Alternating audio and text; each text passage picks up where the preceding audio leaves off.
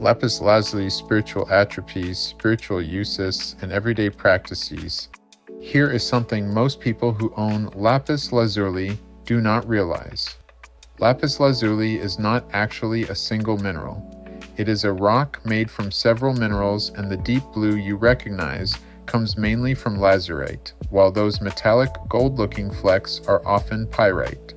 So before we even get into its spiritual symbolism, lapis is already a natural combination of different materials, creating one unmistakable stone.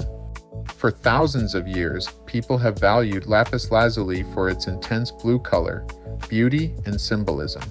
Today, it is commonly connected with truth, wisdom, communication, self-expression, inner vision, and spiritual insight. If you enjoy learning about crystals in a way that respects both their physical reality and their spiritual traditions, like this video and subscribe to the channel. We are going to look at lapis lazuli in 3 parts: its spiritual attributes, the spiritual practices people commonly use it for, and practical ways to bring it into everyday life without making the process complicated. Let's begin with the spiritual attributes. In contemporary crystal traditions, lapis lazuli is strongly associated with truth, not just telling the truth to other people, but being honest with yourself. That can be uncomfortable because sometimes clarity means recognizing that you have outgrown something, avoided a conversation, ignored a boundary, or been pretending not to know what you already know. This is why lapis is often treated as a stone of self-expression. In chakra traditions, it is commonly connected with the throat area and, because of its deep blue color and association with insight, also with the third eye area. These are spiritual associations rather than scientifically proven effects, but the symbolism is easy to understand. Speak clearly, see clearly, and bring the two together. Wisdom is another major attribute. Lapis has an ancient history and has been prized in many cultures for a very long time. That history contributes to its modern reputation as a stone connected with knowledge, learning, and deeper understanding. In a grounded practice, wisdom does not mean having every answer. It means being willing to slow down, gather information, listen, and respond from a more thoughtful place. Lapis is also associated with confidence and communication. That does not always mean speaking louder. Sometimes confident communication is saying less, choosing better words, or refusing to over-explain yourself. Sometimes it is asking a question instead of assuming. Sometimes it is saying, "I need time to think about that," instead of giving an answer before you are ready. Another spiritual attribute connected with lapis is inner vision. This is why people often use it in meditation and reflective practices. The idea is not that holding lapis automatically gives you visions. A more useful approach is to let the stone symbolize your willingness to look beneath the obvious. What pattern keeps repeating? What are your emotions trying to tell you? What truth becomes visible when you stop defending the old story? Lapis is also commonly associated with integrity.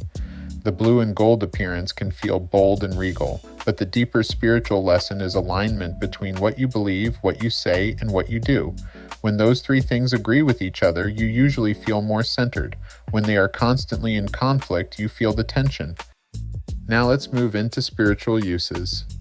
One of the most natural ways to work with lapis is during meditation, focused on truth or guidance.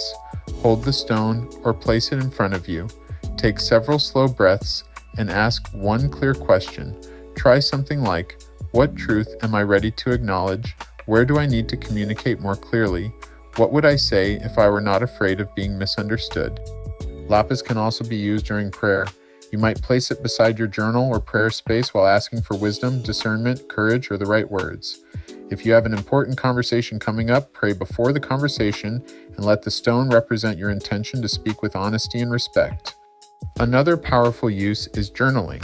Lapis works especially well as a symbolic companion for prompts about communication. Write down what you want to say before you say it. Ask yourself, what is the actual issue? What am I assuming? What outcome do I want? What words would communicate my boundary without attacking the other person? This turns spiritual reflection into practical preparation. You can also use lapis in study or learning rituals. Because it is traditionally linked with wisdom and knowledge, some people place it near books, notebooks, or their computer while studying. Instead of expecting the stone to improve memory magically, Let it remind you to become fully present. Put the phone away for 20 minutes, read carefully, take notes, ask better questions. Now let's talk about practical everyday uses. Put a small lapis stone on your desk before a day filled with emails, meetings, or phone calls. Make it your reminder to reread important messages before sending them. Ask yourself whether your words are clear, necessary, and respectful. That is a very practical form of intentional communication. Carry lapis in your pocket when you are preparing for a difficult conversation. When you feel yourself getting reactive, touch the stone and pause. Take one breath before you answer. You are using the crystal as a pattern interrupt, a physical signal that reminds you to choose your response rather than letting the first emotion choose it for you. Wear lapis jewelry when you want to focus on self-expression. A pendant, bracelet, or ring can become a small reminder throughout the day. Say what you mean what you say, and listen as carefully as you speak. You can also keep lapis beside your journal and use it for a 5-minute evening check-in.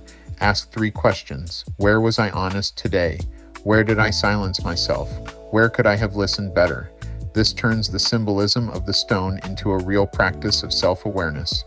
Before a presentation, interview, reading, live stream, or important meeting, hold lapis for a few moments while you rehearse your first sentence. Often the hardest part of speaking is the first few seconds. Give yourself a clear opening, relax your shoulders, and begin. Lapis can also be used as a boundary reminder. Place it somewhere you see when answering messages. If you tend to say yes too quickly, create a rule. When a request feels complicated, you wait before responding. The lapis becomes your visual permission to think before you commit. And take care of the stone itself. Lapis Lazuli is softer than quartz, generally around 5 to 6 on the Mohs hardness scale, and because it can contain calcite and pyrite, it deserves gentler care. Avoid harsh chemicals, abrasive cleaners, and long soaking. A soft, dry, or slightly damp cloth is usually the safer approach. The fact that lapis is a mixture of minerals is almost a perfect metaphor for its spiritual symbolism. Lazurite gives the blue, calcite can create white areas, pyrite creates those metallic flecks, and together they become something recognizable and beautiful. Truth can work the same way. Your experiences, lessons, mistakes, strengths, and growth all become part of how you communicate who you are. The spiritual value of lapis lazuli is not about believing a stone will speak for you. It is about letting a physical object remind you to use your own voice with wisdom. Speak more clearly, listen more deeply, ask better questions, make room for truth without turning truth into cruelty. Let communication become a form of alignment. If you found this helpful, like this video and subscribe to the channel for more grounded crystal and spiritual wellness content. And comment below with the crystal you want me to cover next. Maybe you want citrine for abundance traditions, tiger's eye for confidence and grounding, clear quartz for intention work, or a crystal we have not talked about yet. Lapis lazuli has traveled through human history as a stone of remarkable color and symbolism. You do not need to make it complicated. Give it one intention, connect it to one useful practice, and let it remind you that spiritual growth is not only about what you sense inside, it is also about how honestly and wisely you bring that inner truth into the world.